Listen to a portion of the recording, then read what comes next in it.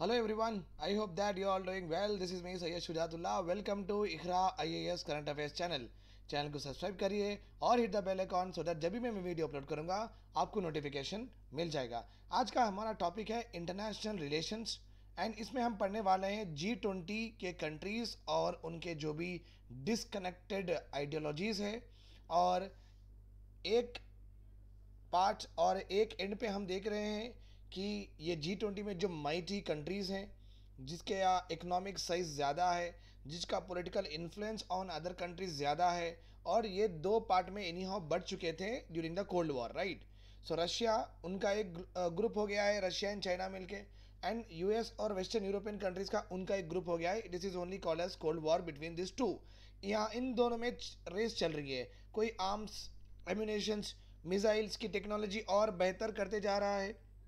तो ये लोग करेंगे 5,000 किलोमीटर की मिसाइल और रशिया वाले 6,000 किलोमीटर की करेंगे। सो इन दैट वे एक आर्म रेस, एक इकोनॉमिक रेस, एक टेक्नोलॉजी रेस इन दोनों में चल ही रहा है, राइट। और सबसे इम्पॉर्टेंट बात है कि डेमोक्रेसी का ये किस तरह से कनेक्ट होगा कैपिटलिज्म और सोशलिज्म में, right.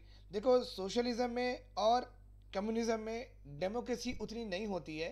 So you can understand because यहाँ पे इकोनॉमिक रिसोर्सेज और कॉन्सेंट्रेटेड, और you can say that it was completely under the control of the government, socialism और कम्युनिज्म में। वेराज डेमोक्रेटिक कंट्रीज यहाँ पे भी है अपने पास, कहाँ पे? यूएस में, वेस्टर्न यूरोपियन कंट्रीज में ये भी डेमोक्रेटिक है, बट यहाँ पे कैपिटलिज्म चल रहा है। सो कैपिटलिज्म, रशिया और चाइना, कैपिटलिज्म हर जगह पे चल रहा है, ओके। बट यहाँ पे ideologies with regard to democracy different different हो रही है, राइट। अब इस इकोनॉमिक डेवलपमेंट मॉडल्स में कहाँ पे किसका पोजीशन क्या है और इंडिया का यहाँ पे क्या डायलेमा है with regard to this total system of which is world order is है। वर्ल्ड ऑर्डर का मतलब है किस तरीके से कंट्रीज अपने आप में ग्रुप हुए हैं और किस तरीके से ट्रेड रहो, टेक्नोलॉजी रहो, आर्म्स एम्यूनेशन रहो, पीस और सेफ्टी रहो, ये जो भी पैरामीटर्स हैं किस तरीके से इसको अप्रोच करते हैं ये पूरे countries, that is only called as what? World order. अभी का वर्ल्ड ऑर्डर वेरी सिंपल है, रशिया चाइना एक तरफ है और वेस्टर्न यूरोपियन कंट्रीज और यूएसए ये एक तरफ है। ये अभी ऑर्डर बन चुका है, ओके। और ये ऑर्डर बहुत ही सीवियर होने वाला है। एक ज़माने में हम ग्लोबलाइजेशन के थ्रू बहुत सारे कंट्रीज़ को इकट्ठा करने की कोशिश कर रहे हैं, okay. Since the time the globalization the word the terminology has evolve, हम चाहते हैं कि पूरी वर्ल्ड एक ग्लोबल विलेज बने और to and fro movement of good रहो, to and fro movement of technology रहो, लेबर रहो, इस तरीके के हम प्रोविजंस प्रमोट कर रहे थे। बट अभी क्या हो गया? Because of Russia's war on Ukraine, okay, बहुत सारे सैंक्शंस, बहुत सारे वेस्टर्न यूरोपियन कंट्रीज और यूएस नाराज है रशिया के ऊपर और उनको एलियनेट और आइसोलेट कर रहे हैं in the world economics and trading scenario. So जो ग्लोबलाइजेशन की बात करते थे हमेशा से, अभी वो ग्लोबलाइजेशन से डिस्कोर्स जा रहे हैं। So we are going to see that ये पूरा सिस्टम क्या और कहाँ पे जाने वाला है और ये वेस्टर्न यूरोपियन सोसाइटीज़ में क्या क्या प्रॉब्लम्स और चैलेंजेस दिख रहे हैं, okay, with regard to democracy रहो, विद रिगार्ड टू कैपिटलिज्म रहो। बेसिकली दी आर्टिकल इन दोनों के ऊपर ज़्यादा डिपेंड है, ओके। सोशलिज्म और कैपिटलिज्म का डिस्कोर्स भी चल रहा है एंड इनकी डिपेंडेंसी डेमोक्रेसी पे कितनी है, and conclusion and the most important point that we are going to study that India का रोल क्या है, because India is going to chair what? G20, okay. Let us now see the countries which are in G20. G20 में देख लेंगे अपन, north America में ये continent में तीन के तीन कंट्री से कनाडा, ओके। क्रोनोलॉजी में भी देख लेंगे अपन, कनाडा, यूएस एंड मेक्सिको। ये एरिया जो आप देख रहे हैं ये रशिया का एरिया है। रशिया देखिए यहाँ पे भी है, तो ये इसका एक्सटेंशन यहाँ पे है, इसका एक्सटेंशन यहाँ पे, ठीक है। तो ये हो गया आपका कनाडा, ये हो गया यूएसए, ये हो गया Mexico. Please remember, north America में दो तीन हैं और साउथ अमेरिका में दो बड़े बड़े देश हैं, एक ब्राज़ील, एक Argentina. Please remember, south America में दो बड़े बड़े हैं। अगर यूरोप हम देखते हैं तो ऊपर से देखेंगे नॉर्वे है, नॉर्वे के बाद नीदरलैंड है, उसके बाद में है यूके है, यूके के नीचे है फ्रांस है, फ्रांस के नीचे है स्पेन है, राइट। और फ्रांस और जर्मनी दोनों भाई हैं, उसके बाद में इटाली भी है। तो ये ग्रुप है अपने पास और यूरोपियन कंट्रीज में। अगर क्वेश्चन आ गया which one of the following continent is maximum represented in G20 countries, means European countries are more in G20. Okay, और अफ्रीका में हम देखेंगे यहाँ पे दो है, गिनी है और सेनेगाल है. This two are their guest countries में आते हैं. ये ब्लू कलर के पूरे गेस्ट कंट्रीज हैं, ये ब्लू कलर के गेस्ट कंट्रीज हैं. और actually G20 countries plus EU के 28 कंट्रीज, ये पूरों को वन मेंबर कहा गया है. Then you can see here Russia तो बड़ा मेंबर है, टर्की भी एक मेंबर है. Then you are having what, Saudi Arabia एक मेंबर है, यहाँ पे साउथ अफ्रीका मेंबर है, रिपब्लिक ऑफ चाइना मेंबर है, ठीक है, इंडिया भी मेंबर है, यहाँ पे जापान, साउथ कोरिया, देन ये दो गेस्ट है. Then we are having here Indonesia भी एक मेंबर है, ऑस्ट्रेलिया मेंबर है. तो आप यहाँ पे देखिए left side of your slide, जो ऑरेंज कलर के है वो G20 कंट्रीज है प्लस यूरोपियन यूनियन. ये यूरोपियन यूनियन में जर्मनी, इटाली ये पूरे आते हैं. और जो ब्लू कलर के गेस्ट कंट्रीज है, please remember all of them. Right now इनका जो भी है मेंबरशिप इस तरीके से है. तो बेसिकली अगर आप गेस्ट कंट्रीज याद भी नहीं रखें, that is not a problem, but आप प्लीज़ याद रखिए कि G20 कंट्रीज क्या है, बिकॉज यूपीएससी के 2021 प्रीलिम्स में ये ऑलरेडी आ चुका है. ओके, और वो क्वेश्चन किस तरह से आया है, which one are the following countries okay are a part of G20.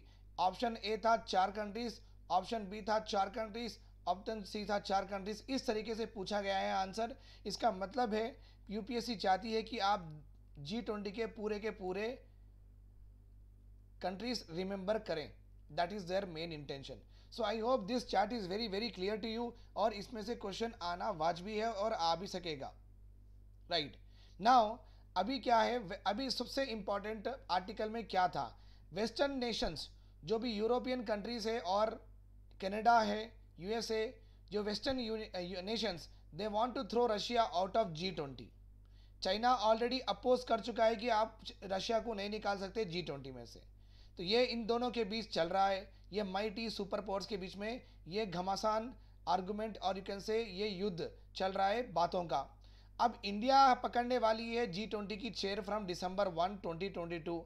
ये साल के एंड में इंडिया चेयरमैन बनेगी G20 की.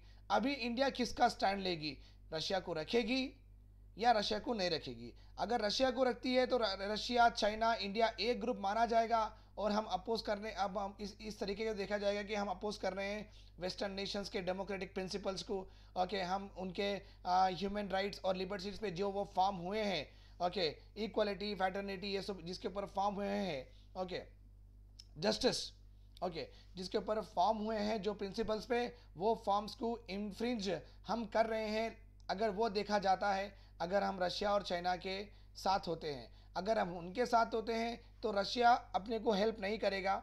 अगर इनकेस कल को अपने को चाइना और पाकिस्तान से कुछ ओके कुछ एग्रेशन अगर दिखा, okay, from China and Pakistan, तब रशिया अपने को थोड़ा बहुत नॉर्मलाइजेशन में हेल्प कर सकता है. नॉट ओनली दैट, अपने को डिफेंस इक्विपमेंट देके हमारी लड़ने की क्षमता और ताकत बढ़ा सकता है. राइट, तो या यहाँ रहें या वहाँ रहें, या रशिया को रखें या निकालें, ये हो गया इंडिया का डिसीजन आगे जाके. सो ये सबसे बड़ा डायलेमा है इंडिया के पास, किसके साथ ठहरे, या यूएस और वेस्टर्न यूरोपियन कंट्रीज के साथ ठहरे हम, या रशिया और चाइना के साथ ठहरे. तो हमें डिसाइड करना है. थोड़े अनसॉल्व इश्यूज है. ये G20 इतनी माइटी ऑर्गेनाइजेशन है, इतने बड़े बड़े कंट्रीज हैं, बट अभी तक ये ग्लोबल क्लाइमेट क्राइसिस के ऊपर रेजोल्यूशन ला नहीं चुके हैं. सो आप समझ सकते हैं ये अभी तक फेल्यूर हुई है with regard to climate related aspects. Vaccines जो भी ये प्रोड्यूस किए थे G20 के पूरे कंट्रीज, ये पूरे खुद के अपने पास ही रख लिए हैं. और जो भी पूर कंट्रीज को ये वैक्सीन नहीं दिए हैं, स्टार्व्ड है. तो इनका मतलब ही क्या है, G20 बनने का जो ये कसम खाए हैं कि हम पूरी दुनिया में पीस, पूरी दुनिया में ट्रेड, पूरी दुनिया में इकोनॉमी, पूरी दुनिया में ह्यूमन डेवलपमेंट करने के लिए हम 20 बड़े देश आगे आए हैं. जो इनका ये प्रिंसिपल था, ये प्रिंसिपल कहाँ गया जब कोविड की वैक्सीन पूर कंट्रीज को देना था, आप नहीं दिए, उनको मरने छोड़ दिए. ओके, आप रख लिए आपके पास पूरे वैक्सीन. सो G20 का मतलब क्या है, बोलिए. ना तो क्लाइमेट रिजॉल्व कर सकते, ना पूर कंट्रीज क्या आप क्षमता या उनकी ताकत बढ़ा सकते, ना आप उनको हेल्प करें. और WTO में okay was already in the intensive care unit before the novel corona virus pandemic. rich and poor countries unable to agree on equitable rules when COVID-19 froze globally supply chains. कोविड-19 की वजह से एक जो W है, W में भी बड़े बड़े ऑर्गेनिक बड़े बड़े पूरे कंट्रीज है इसमें, तो ये कंट्रीज भी रिच और पुअर कंट्रीज यहाँ पे एक सहमति नहीं ला रहे हैं. रिच कंट्रीज एक्चुअली वो लोग पुअर कंट्रीज को सपोर्ट करना चाहिए, but they want equitable rules जो कि अग्री नहीं हो सकते. आप दो एक आपका ग्रुप है बहुत, एक बच्चा अगर अच्छा नहीं पढ़ रहा है, आपके घर में एक बच्चा अच्छा पढ़ रहा है, तो जो अच्छा नहीं पढ़ रहा आप उसके लिए लगाएंगे ना ट्यूशन. ऐसा नहीं बोलेंगे कि जिस जो अच्छा नहीं पढ़ रहा है उसको हम पैसे जो लगा रहे वो पैसे आप मत लगाओ, वो भी हम जो अच्छा पढ़ रहे उनको भी दो, जो नहीं पढ़ रहे. तो इक्विटेबल डिस्ट्रीब्यूशन ही होना, इस तरीके से तो नहीं हो सकता ना. तो जब डेवलपिंग कंट्रीज इतना ज़्यादा डेवलप ही नहीं हुए, वो अपने देश के लोगों को water facility, housing, 24/7 electricity, health, insurance, pension, ये सब वो गारंटी ही नहीं करे हैं अभी तक. तो इक्विटेबल रूल्स कैसे होंगे दोनों में. सो डोमेस्टिक इंडस्ट्रीज़ को प्रमोट करना, प्रोटेक्ट करना ज़रूरी है. ओके, डंपिंग से बचना भी ज़रूरी है. सो डब्ल्यू में जो बड़े बड़े कंट्रीज़ है वो लोग क्यों नहीं मान रहे हैं कि कोविड में इतना ज़्यादा सप्लाई चेन प्रॉब्लम हुआ है, तो वो लोग बड़ा जिम्मेदारी लेके पूरे कंट्रीज़ को हेल्प करना चाहिए, बट वो नहीं कर रहे हैं. So you can see that बहुत सारे they are also very very tricky. G20 के जो भी कंट्रीज है, US, Canada and also European countries, they are also closely watching. और वो लोग ऐसा भी स्टेप्स नहीं उठा रहे हैं जिससे उनके नेशनल इंटरेस्ट को कभी हार्म हो, राइट. बट वो करते हैं बातें बहुत बड़े बड़े, और वो करते हैं कि वर्ल्ड में पीस होना चाहिए, ऑर्डर होना चाहिए, प्रॉस्पेरिटी होना चाहिए. बट कहाँ गई थी आपकी ये सब प्रिंसिपल्स जब आप ये इश्यूज सॉल्व नहीं कर रहे थे और एड्रेस नहीं कर रहे थे. ठीक है. The war in Ukraine in February 2022 has put the final nail in the coffin of boundaryless global economy, जिसके बारे में अभी मैं बता चुका हूँ आपको. ओके, ग्लोबलाइजेशन कर रहे थे सब. To and fro movement of goods, okay, to and fro movement of technology, to and fro movement of labour, to and fro movement of capital loans. Okay, ये है ग्लोबलाइजेशन के 4 main pillars. To and fro movement of goods and services, to and fro movement of what, labor, to and fro movement of technology, to and fro movement of capital. ये है 4 pillars. Okay, globalisation में globalisation is nothing but integration of countries economy with the world economy, then we call it as global economy. अगर आप Ukraine को, अगर आप Russia को अगर इस तरीके से पूरे प्लेटफॉर्म्स में से निकाल देंगे, तो ग्लोबलाइजेशन कहाँ हो रहा है, जो डीग्लोबलाइजेशन के फेस में जा रहे हैं आप, राइट. जो आप प्रपोंड करते थे कि फ्री ट्रेड हो दुनिया में कोई कहीं पे भी खुद भी प्रोड्यूस करो, कहीं पे भी वो बेच सकता है, कहीं से भी खरीद के ला के भी बेच सकता है, जो ये प्रिंसिपल पे आप जो हमेशा बात करते थे, अभी क्या हुआ. डीग्लोबलाइजेशन हम जाएंगे अगर ये रशिया को यहाँ से भी निकाल देंगे.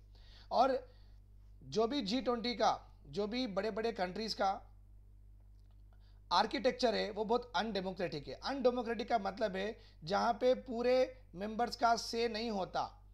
ओके, से in the sense whether they reject और वे इफ दे रिजेक्ट, वो रेजोल्यूशन रिजेक्ट होना चाहिए. मेजॉरिटी अगर वो अप्रूव करे मेजॉरिटीली, ओके, ये अप्रूव होना चाहिए, राइट. बट यहाँ पे कैसा है आपको मालूम है, यूएनएससी में वीटो पावर्स दिए गए हैं दैट P5 कंट्रीज को. अगर पूरी दुनिया भी बोले कि इसके ऊपर एक्शन लेना, इनमें से अगर कोई एक कंट्री बोल दी अगर एक्शन नहीं लेना, तो वो एक्शन नहीं लेंगे. सो ये वीटो पावर, ये कौन सा डिसीजन है जो कि डेमोक्रेटिक वे में यहाँ पे इम्प्लीमेंट किया जा रहा है. वीटो पावर जिसके जिसके पास है वो पूरे तो अनडेमोक्रेटिक पावर से ये, राइट. सो आप ऐसी ऑर्गेनाइजेशन बना रहे ही क्यों जहाँ पे मेंबर्स का कुछ वॉइस हर्ट भी नहीं हो रहा है, बस एक नाम सेक के लिए आप वोटिंग कराते हैं, but at the and veto कर लेते हैं. So what is this undemocratic process. तो ये पूरे माइटी कंट्रीज जहाँ जहाँ भी है वहाँ पे प्रोसेस ही अनडेमोक्रेटिक है.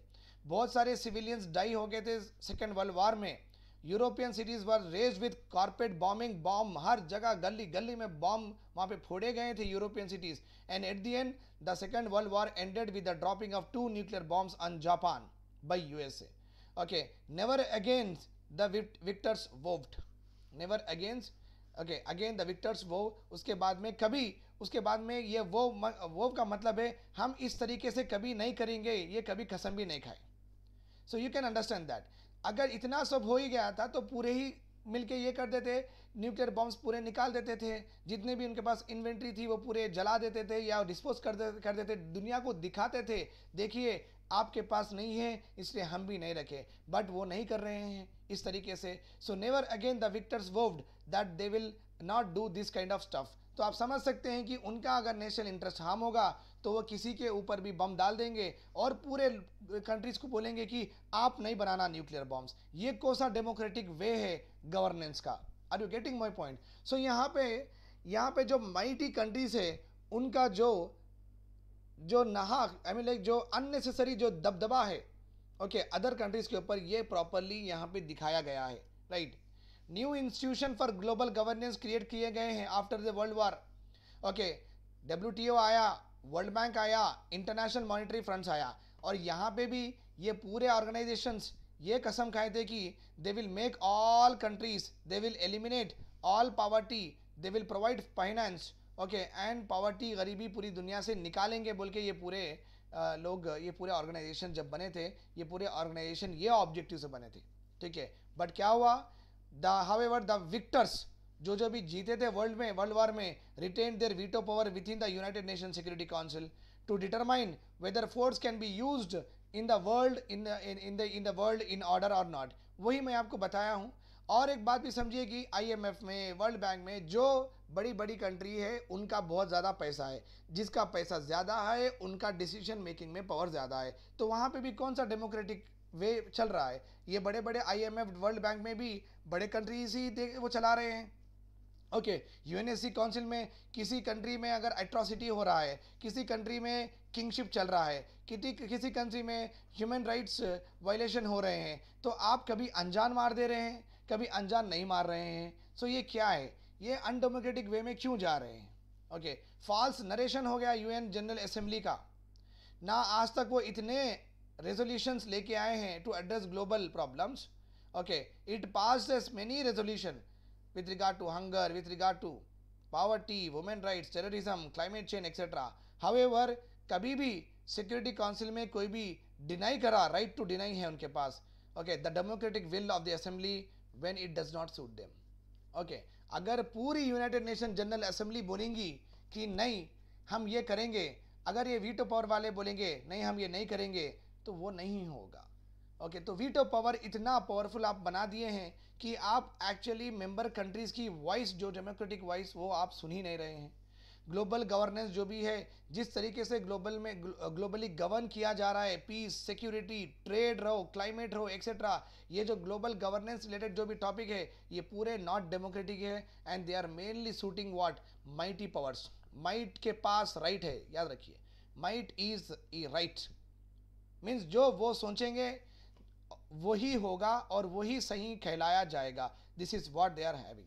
If the leader, you can see that if the leader of any member country overrules resolution of its own parliament, he would be branded an undemocratic dictator. अगर कोई leader उनके अगेंस्ट जाता है तो ये उनको brand करेंगे कि अनडेमोक्रेटिक डिक्टेटर है, ये तो ऑटोक्रेसी है. इस तरीके से वो पूरे वर्ल्ड में कंट्रोल कर रहे हैं और वो जो चाहते हैं वही इम्प्लीमेंट हो रहा है. The United Nations, the United Kingdom, France, Italy, Japan, West Germany and Canada, they all formed in the year G7 में फॉर्म हुए हैं, ये ग्रुप बनाए हैं, और उसमें रशिया को भी इंक्लूड करे हैं 1998 में. ओके, जब रशिया को इंक्लूड करे हैं तो ये मालूम हुआ चलो भाई ये जो यूरोपियन कंट्रीज है, USA और यहाँ पे रशिया भी है, राइट, रशिया भी है. ठीक है, तो ये यहाँ पे तो G7 है, रशिया को भी इंक्लूड कर चुके हैं. ओके, इसका मतलब G8 कंट्रीज है. तो एक प्रॉपरली कनेक्टिंग लिंक बनाया जा रहा था. Okay, Russia's inclusion was meant as a signal of cooperation between East and West after the collapse of Soviet Union in 1991.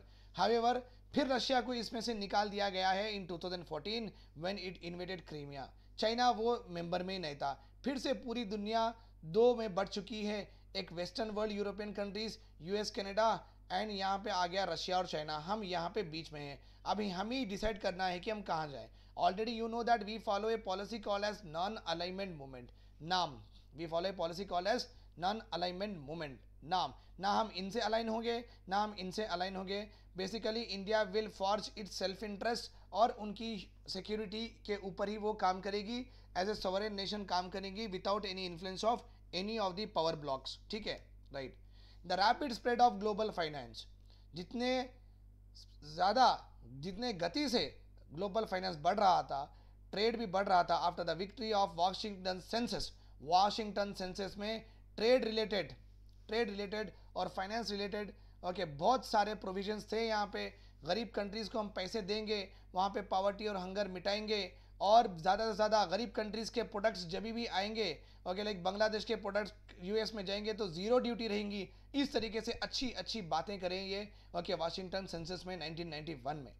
But it created this instabilities in developing countries okay. उस वजह से क्या होगा, Asian financial crisis होगा, and because of that Asian financial crisis only G20 was formed, कि यहाँ पे पूरी दुनिया कनेक्टेड रही तो मिल बांट के वो क्या करेंगे, मिल बांट के लेंगे डिसीजन अच्छे से प्रॉपरली ओके। इसलिए G20 फॉर्म किया गया था with the aim of discussing policies in order to achieve international financial stability. Russia and China are members. Now Western nations want to throw Russia out of G20. अब G20 में Russia को okay निकाल देना चाह रहे हैं। वैसे तो चाइना तो मेंबर है ही नहीं, तो एशिया में कनेक्ट करने के लिए रशिया, इंडिया और चाइना 3 महीने, इंडिया को आप छोड़ दीजिए, रशिया और चाइना से कनेक्ट करना बहुत ज़रूरी है। बट रशिया और चाइना, रशिया तो अभी ये यूक्रेन के वार की वजह से ये तो इसको निकालना सोच रहे हो, और चाइना तो मेंबर कभी था ही नहीं, तो किस तरीके से आप वेस्ट और ईस्ट को कनेक्ट करेंगे, ये क्वेश्चन है। China has oppose the move, China already oppose कर चुका है कि रशिया को नहीं निकालना। इंडिया सीट पकड़ने वाला है, गद्दी पकड़ने वाला है G20 की दिसंबर 2022 में ओके। और ये बनेगा G19 बनेगा या G20 बनेगा, इंडिया के ऊपर डिपेंड रहेगा। मीनवाइल इंडिया इज़ बीइंग हेक्टोर्ड, और बीच बीच में यूके वाले बोलते हैं इंडिया को कि आप जो भी हम सैंक्शंस लगाए हैं आप भी वो सैंक्शंस फॉलो करो, जो भी ऑन रशिया के ऊपर। इंडिया इज सेइंग दैट हम फॉलो नहीं कर सकते, we have not bowed down to their demand, to their orders और something like that. We said that नहीं, ऐसा नहीं हो सकता, हमारे उनसे रिलेशन अच्छे हैं। अगर आप इस तरीके से लड़ेंगे और हमें बोलेंगे कि आप कॉम्प्रोमाइज़ करो आपकी सिक्योरिटी पे, एनर्जी सिक्योरिटी रहो, टेक्नोलॉजिकल एडवांसमेंट रहो, आप कॉम्प्रोमाइज़ करो, ये नहीं हो सकता। पहले आप भी तो एक प्रोविज़न लाना ना। अगर रशिया से हम मिसाइल्स ले रहे हैं तो आप सप्लाई कर दीजिए, मगर आप तो वैसे भी सप्लाई नहीं कर रहे हैं और रशिया से भी लेने नहीं दे रहे हैं, और हमारे पास ये फालतू जो भी पाकिस्तान और चाइना ये चिल्लर countries whatever are we are having okay, ये बात को एग्रेशन करते हैं। चलो भाई पाकिस्तान तो छोड़ी दो, ये तो छोटी मोटी बच्ची कंट्री है ओके, बट चाइना तो माइटी कंट्री है। या अगर कल को खुदा ना खास्ता वार हो जाता है तो बहुत बड़ा लॉस इंडिया का ही होगा, राइट। तो फिर हमें चाहिए कि डिफेंस बढ़ाना हमारा, और आप ये मत बोलो कि उनसे ये मत खरीदो वो मत खरीदो, रशिया से ये मत बोलो। India has properly bow down and said that no we will not listen to you, वो उनको गुस्सा आ रहा है okay. With regard to some inequalities, देखिए यहाँ पे डेमोक्रेटिक सोशलिज्म और इनइक्वालिटीज़ ये पूरों का एक इंटरलिंक टॉपिक है यहाँ से, ठीक है। The believe that flow of finance and trades across national borders across the world will lift people in all the poor countries out of poverty and make the world very better place to live. But क्या हुआ but ये inequalities बढ़ गए हैं, inequalities have only risen। अगर आप world inequality report release by ऑक्सफॉर्म देते हैं, इंडिया में ही 1% पॉपुलेशन, द टॉप अमीर पॉपुलेशन जो है उनके पास है 22% ऑफ इंडियाज़ वेल्थ का मतलब है जो लैंड है इंडिया की वो इनके पास 22% लैंड सिर्फ ये 1% के पास है। जो इंडिया का वाटर है वो 22% वाटर वो 1% यूज़ करते हैं। इंडिया की जो एनर्जी है वो पूरी एनर्जी में से 22% ये 1% उनके BMW कार में, उनके बड़े बड़े रेंज रोवर्स में और उनके घर के सेंट्रलाइज एसीज में वो यूज़ करते हैं इतना okay. So 1% of India's population is having 22% of national wealth, और बैंक्स में जितने भी डिपॉजिट्स है फिक्स डिपॉजिट उसमें से 22% डिपॉजिट्स बड़े बड़े लोगों के ही है यहाँ पे। तो आगे जाके फ्री फ्लो ऑफ फाइनेंस बोले, फ्री फ्लो ऑफ ट्रेड बोले, FDI आई, फिर उसके बाद में लिबरलाइजेशन करे, प्राइवेटाइजेशन करे, इन सब में आपके जो अच्छे प्रिंसिपल जो आप फ्री मार्केट इकोनॉमी बोल के बोलते थे, आप जो laser fair model of economy बोलते थे, वो क्या हुआ? It has only created what? Inequalities. Inequalities has risen within countries and among them too. Citizens are reacting everywhere. Even in democratic countries such as USA, demands are increasing for more socialism. और USA में ये बोल रहे हैं कि state control ज़्यादा होना चाहिए, बिकॉज यूएसए में भी और बहुत सारे कंट्रीज़ में कैपिटलिज्म के वजह से इनइक्वालिटीज़ ज़्यादा हो गए हैं. नोबल क्लास और पैसे वाली क्लास बहुत कम हो गई है और वो लोग पूरा कंट्रोल कर रहे हैं रिसोर्सेस, और जो गरीब क्लास है वो बढ़ती जा रही है. इन दोनों में अनइक्वल होते ही जा रहे हैं. सो बहुत पूरे मैक्सिमम कंट्रीज़ में, कैपिटलिस्टिक कंट्रीज़ में ये डिमांड हो रही है कि रिसोर्सेज अभी गवर्नमेंट लें और ये डिवाइड कम करें. That is what it is talked about. Okay, free market capitalism is not ideologically compatible with A genuine democracy. Democracy जिसमें हर एक सिटीजन का एस्पिरेशन, हर एक सिटीजन का एम्बिशन, हर एक सिटीजन का डिसीजन शुड बी कंसिडर्ड, उसको बोलते हैं democracy. But free market capitalism में हर एक को वो मौका, हर एक को वो अपॉर्चुनिटी, हर एक को वो एस्पिरेशन फुलफिल करने का मौका नहीं मिल रहा है. जो जिसके पास पैसा है वही कसिनो जा रहा है, जिसके पास पैसा है वही लग्जरी एंजॉय कर रहा है, जिसके पास पैसा है वही कंपनीज एस्टेब्लिश कर रहा है. बट ये डेमोक्रेसी और कैपिटलिज्म साथ नहीं चल सक रहे हैं. कैपिटलिस्टिक इंस्टीट्यूशंस जो भी are govern by fundamental principle of what? Property rights. Decision rights in capitalistic enterprise are allocated in proportion to the property owned. Okay, जिसके पास ज़्यादा प्रॉपर्टी है उनके डिसीजन ज़्यादा इम्प्लीमेंट होते हैं. और even genuine democracies are founded on the principle of what? Equal human rights. Genuine democracies, human rights are those rights where a person will get the moment he is born. अगर कोई पैदा होता है, okay, और उसके पास rights आ जाते हैं, that is called as human rights. They are also called as natural rights. They are also called as fundamental rights. Means अगर कोई बच्चा या बच्ची पैदा होती है, उसको पहली बात राइट टू लाइफ है. वो जीने के लिए उसको असिस्टेंस देना बहुत ज़रूरी है, उसको जीना चाहिए. दूसरा है उसको राइट टू न्यूट्रिशन है, राइट टू एजुकेशन है, राइट टू हेल्थ सिक्योरिटी है. ये एक बच्चा पैदा होते ही उसको ये सब चीज़ देना उसका एक पैदाइशी हक है. ओके, जन्मी हक है. Okay, right. सो ये जो वेस्टर्न जो डेमोक्रेसीज है, जो भी पोर्चुगीज रहो, यूके रहो, ये जो भी डेमोक्रेसीज है, they are founded on the principle of equal human rights.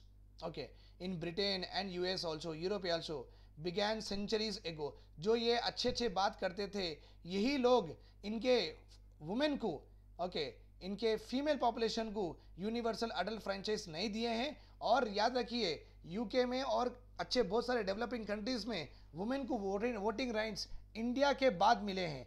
India का कॉन्स्टिट्यूशन 1950 में ही आ गया है और 1950 में ही हम हर एक को वोटिंग राइट्स दे दिए हैं without any gender disparity. Male और फीमेल इन इंडिया में 1950 से ही वोट कर रहे हैं. बट बहुत सारे कंट्रीज जो वेस्टर्न कंट्रीज है जो ह्यूमन राइट्स की बात करते हैं, वो लोग recently they have recently given what? Voting rights, recently given voting rights to their population. Okay, in many western countries, that is what I talk about, women and racial minorities are given even de jure equal rights only in the last century. recently दिए गए हैं. Okay, social tensions भी आ गए हैं already, क्योंकि capitalistic form of government में inequality होने के वजह से डेमोक्रेसी आगे नहीं बढ़ रही है. पीपुल का participation in the governance of the country बहुत कम हो चुका है और जो पैसे वाला है उसका इन्वॉल्वमेंट गवर्नेंस में ज़्यादा हो चुका है. ये जो डिसकंटेंट है ये बढ़ता जा रहा है. इस वजह से सोसाइटीज़ में टेंशन ग्रो हो रहा है. NGOs etcetera people are coming out and criticising the government being capitalistic. Capitalistic institutions want to be unfettered by democratic regulations to make it easier to do business. एक हाथ पे क्या है? Capitalistic institutions जो भी कैपिटलिज्म में believe करते हैं वो चाहते हैं कि डेमोक्रेटिक रेगुलेशंस रहो, ओके, फ्री विल से वो काम करें कंट्री में, वो ये चाहते हैं, ओके, सो दैट उनका बिजनेस ईजी हो. In the same way, okay, in the same way democratic institutions want to rein in competitive animal spirits red in to. Like अगर डेमोक्रेसी होती है, आप भी स्टार्ट कर सकते हैं बिजनेस, मैं भी स्टार्ट कर सकता हूं, तो एक दूसरे से हम compete करेंगे और बहुत सारा इन्वेस्ट लाएंगे, okay, and everyone will improve. It improves the world and also everyone. Okay, fair competition होने की वजह से अगर डेमोक्रेसी रही सो कोई भी कुछ भी स्टार्ट कर सकता है कंपनी, उससे वर्ल्ड भी बेहतर होगा. ये समझ रहे हैं डेमोक्रेटिक इंस्टीट्यूशन, ये समझ रहे हैं. The simultaneous imposition of free markets. imposition of free markets and elections in the countries. बहुत सारे कंट्रीज में फ्री मार्केट हो चुका है, कैपिटलिज्म फॉलो कर रहे थे, इलेक्शंस भी हो रहे हैं. सो कैपिटलिज्म डेमोक्रेसी किस तरीके से हैंड इन हैंड जाएंगे, ये बहुत बड़ा डाउट है, ये बहुत बड़ा डाउट है. अभी मैं समझाया क्या हो रहा है यहाँ पे. Okay, so free market regulations and elections, they have actually liberated people from what, communism and socialism. जो कम्युनिज्म और सोशलिज्म में जो स्टेट कंट्रोल करता था पावर, ये जो फ्री मार्केट कैपिटलिस्टिक मॉडल लाके ये पूरी सोसाइटी को लिबरेट करे हैं. देखो, आप आपकी बिजनेस स्टार्ट कर सकते हैं, जितना कितना लिबर्टी दिए, आप आपके एम्बिशंस और एस्पिरेशंस पूरे कर सकते हैं, कितना लिबर्टी दिए हैं. देखो, आप रशिया को देखो, चाइना को देखो, वहाँ पे सोशलिज्म फॉलो कर रहे हैं, वहाँ पे आपको प्रॉपर्टी राइट्स नहीं है, वहाँ पे ह्यूमन के राइट्स वहाँ पे दबा रहे हैं, वहाँ पे पूरे रिसोर्सेज वही कंट्रोल, गवर्नमेंट कंट्रोल कर रही है. बट हम तुमको यहाँ पे क्या दिए, हम तुमको यहाँ पे फ्री विल दिए, किस तरीके से बिजनेस कर सकते हैं करो. ओके, तो दोनों में देखिए ये हो रहा है. बट इनवेरिएबली क्या हो गया, इनइक्वालिटीज़ बहुत सारे दिखने आ गए कैपिटलिस्टिक कंट्रीज़ में.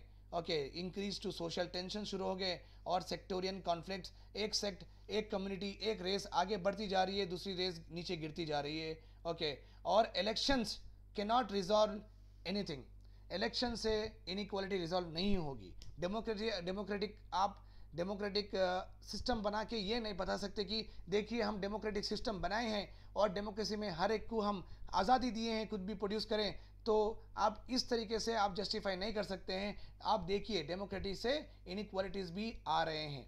ओके, सो ये भी वहीं पे है किस तरीके से ये डेमोक्रेटिक मॉडल के वजह से जो इनइक्वालिटीज़ क्रिएट हुए हैं, इसलिए the world has produced what, some communist and socialistic people like Hugo Chavez and Venezuela, or capitalistic autocrats such as Vladimir Putin in Russia, where the West does not like either sort.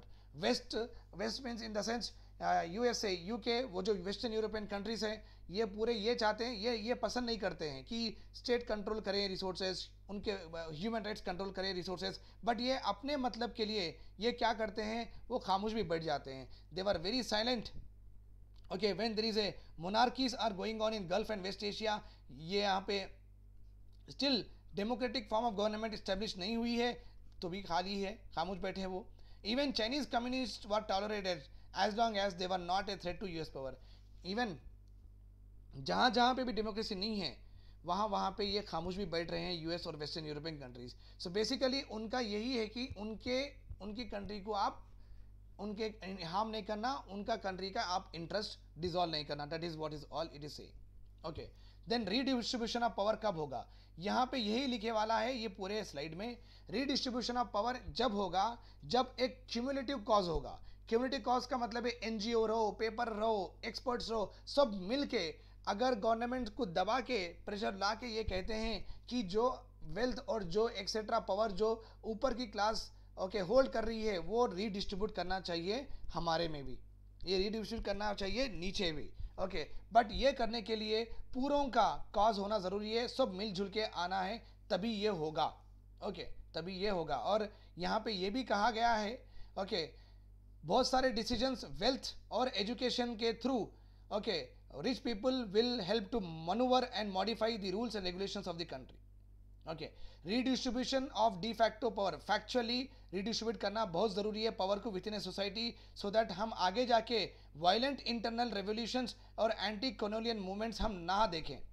Okay, अगर ऐसा होता है तो we are literally wanting A means of changing what power equations. So आगे जाके ये article में ये कहा गया है, अगर इस तरीके से इनइक्वालिटी बढ़ती ही जाएगी, कोई रेंज रोवर में घूम रहा है, ओके, टाटा बिरला अंबानी से रेंज रोवर में सेलिब्रिटीज़ घूम रहे हैं, किसी के पास टू व्हीलर खरीदने के लिए पैसे नहीं हैं, तो अगर इस तरीके से सोसाइटी में इनइक्वालिटी बढ़ती ही जाएंगी, एक ऐसा दिन आएगा जहाँ पे वायलेंट इंटरनल रेवोल्यूशंस हो जाएंगे और एंटी कॉलोनियल मूवमेंट शुरू हो जाएंगे. Okay, that will disturb the total sanctity and the peacefulness of a particular country.